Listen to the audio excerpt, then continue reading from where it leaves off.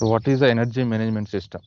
The name itself, it is indicating that we have to manage the power which is produced by the power plants or a power system. How to manage the things by using the SCADA software. Okay, so there is a provision in the SCADA system that how to manage the energy or how to manage the produced power in a given plant. So basically, what are the things that we are associated with a SCADA system in the energy management system is nothing but, first of all, in the SCADA, supervisory control and data acquisition. So actually, we are going to collect the data from various equipment in the plant. So that data will be collected, and that the data should be processed for our particular need. Okay, so for example, if I want to calculate the load curve, then if I want to calculate the load curve, I should have the data of loads at a different timings. For example, in the morning session, how will be the load, and in the evening session, how will be the load, and in the afternoon session, how will be the load. I have to know first of all, with respect to the time, I have to calculate the load, the maximum load or base load, so that I can draw a load curve. So similarly, the data has to be obtained and the data should be processed for our required purpose. And there will be a database compiler in the SCADA system which provides a consistent source of the data usable for the applications in the efficient form. Okay, what do you mean by efficient form? Efficient form is nothing but accurate, like uh, whatever the format that you wanted to calculate. If you wanted to have the data, that kind of format we are going to get in a tabular column or in a graphical manner like that. So the database compiler does final checking for completeness and consistency of the entries for a specific application and prepares those special tables which are needed for the efficiency of specific application programs. So as I discussed just now. So as per your requirements, the data will be obtained. So the database compiler will provide you the consistent source of the data, and it will give you the tabular column or whatever the consumer want. So that will be given in an efficient manner. So that is a one advantage, or that is a one application in the energy management system of a SCADA. And the second one, recording of sequence sequence of events. Recording of sequence of events. So what do you mean by sequence of events? So events should be done like the relay has to be activated, and it has to give the signal to circuit breaker. It has to give the signal to circuit breaker. Right. So the timing should be done. The relay has to operate in a milliseconds. You can generally the relays will be operated in a 1.5 cycle manner. 1.5 cycle manner means what? One cycle consisting of 10 milliseconds. Right. So frequency is a 50 hertz.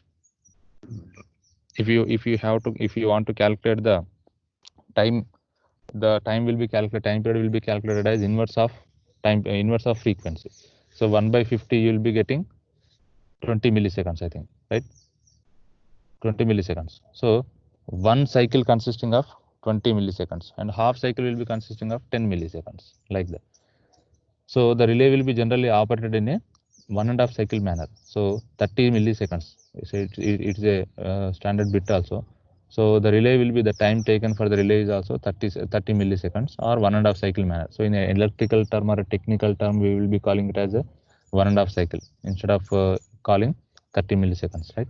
So because our base frequency is 50 Hz, it is a constant. So we cannot change the frequency, hence we are not able to change the cycle time also, right?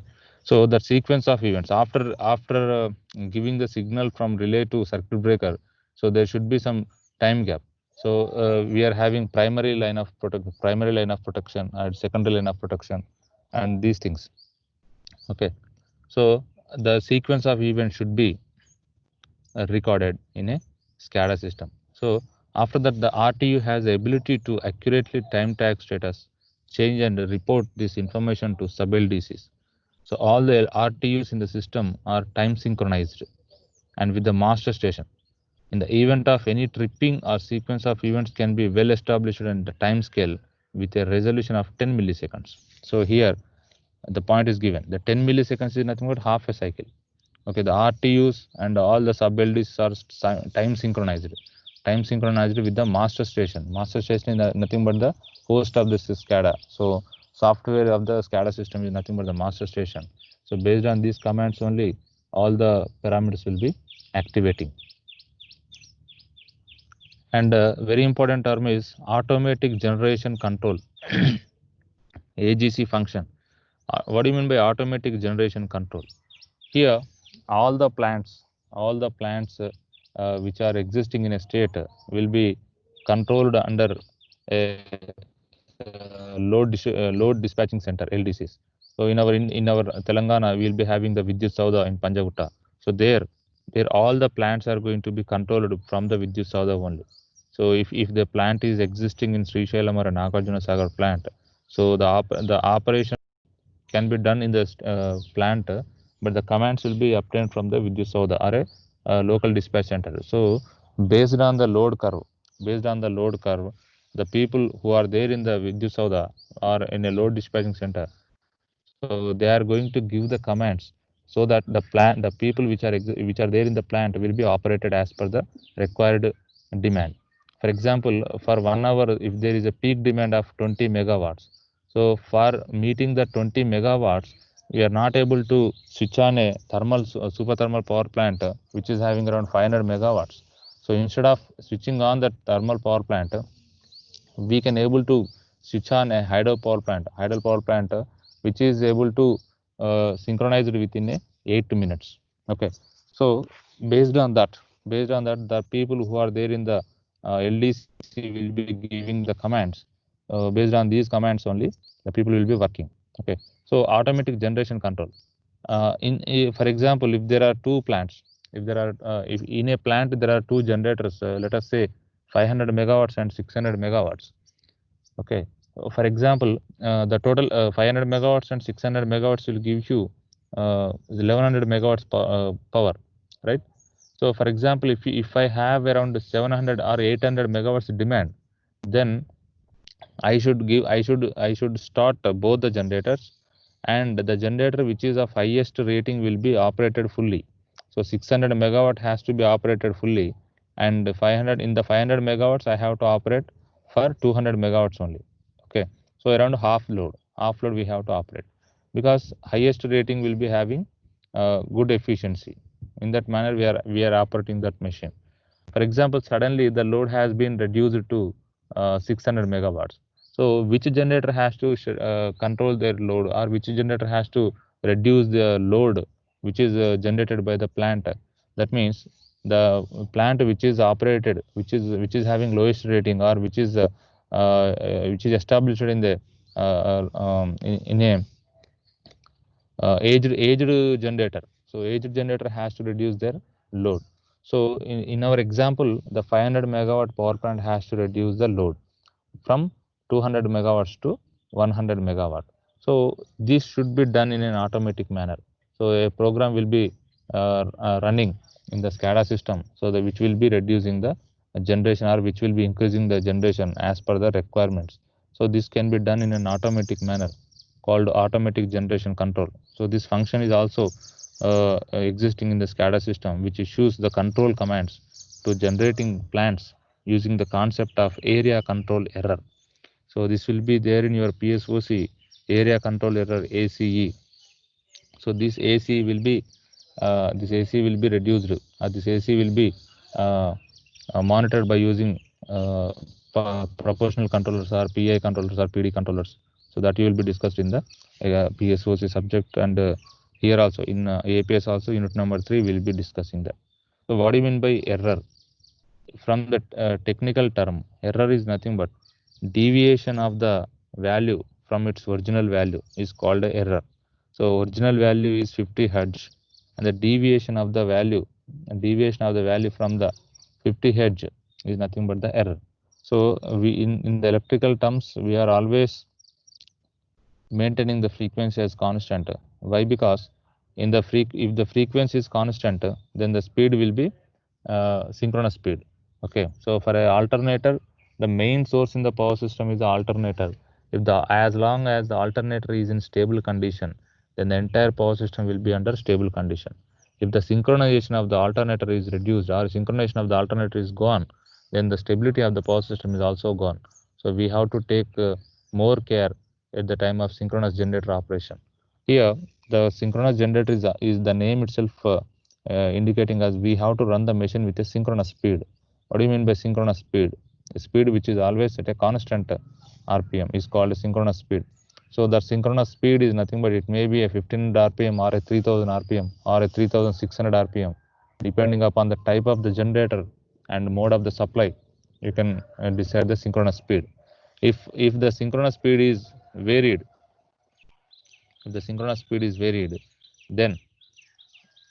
then the stability will be lost. So the frequency, so based on the frequency, we are calculating the error. So area control error is nothing but deviation of the frequency from its original frequency is called a area control error. So it is based on deviations of standard frequency 50 Hz and scheduled area interchanges from that of the actual frequency and actual area interchanges. So in the event of unavailability of sufficient generation to satisfy the AGC requirements, AGC in the sense automatic generation control, the system control officer or a electrical engineer can enforce required quantum of load shedding. What do you mean by load shedding? So generally in summer season we will be having power cuts.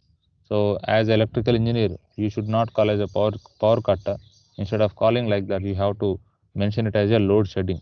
Load shedding is nothing but your power cuts only.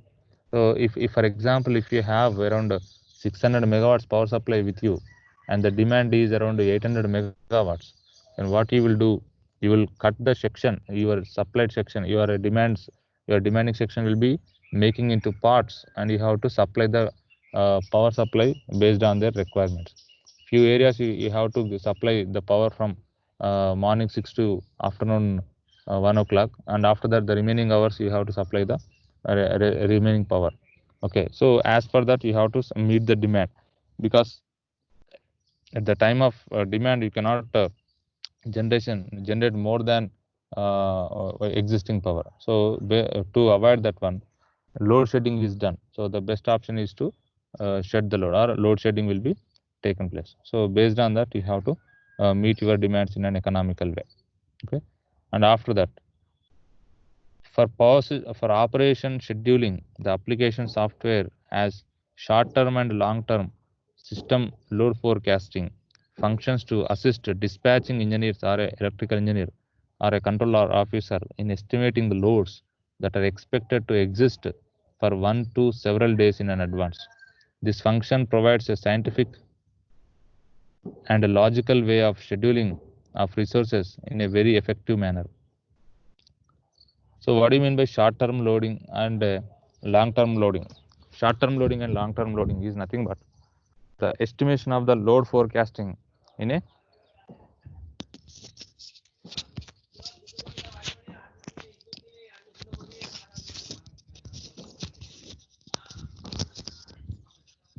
okay. So the load scheduling is nothing but short-term load scheduling and long-term load scheduling. Short-term load scheduling is nothing but you have to analyze, or you have to plan the load. You have to plan the load in a weekly basis. Short-term load scheduling is nothing but you have to plan the load in a weekly basis, and long-term load forecasting is nothing but you have to plan the load in a monthly basis. Okay, so for your future analysis, you have to schedule the load. Okay, right. So under short-term load forecasting application, the software engineers are able to forecast weekly peak demands and load duration curves for several months into the future. So in the short-term load forecasting, we have to plan for a weekly basis. And in a long-term load scheduling, you have to plan the load, or you have to estimate the load in a monthly basis. For your future analysis purpose. So the load forecasting will be, our Indian load forecasting is around 15 minutes load forecasting. For short term load forecasting, it will be like for monthly peak demands we have to calculate and we have to estimate our load forecasting. Okay, so that will be called as a short term load frequency, and for long term load forecasting you have to plan for a monthly basis to the for several years. Let us take for coming 4 years or coming 5 years, how will be the load and all. You have to calculate these things, right?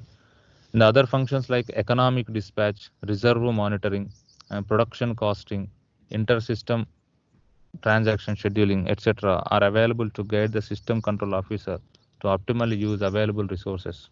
Okay, so other functions like economic dispatch, already we have discussed in the previous classes. What do you mean by economic dispatch? For example, there are two generators which is around 600 megawatts and 500 megawatts. So one generator is established in 1998. Another generator is established in 2008.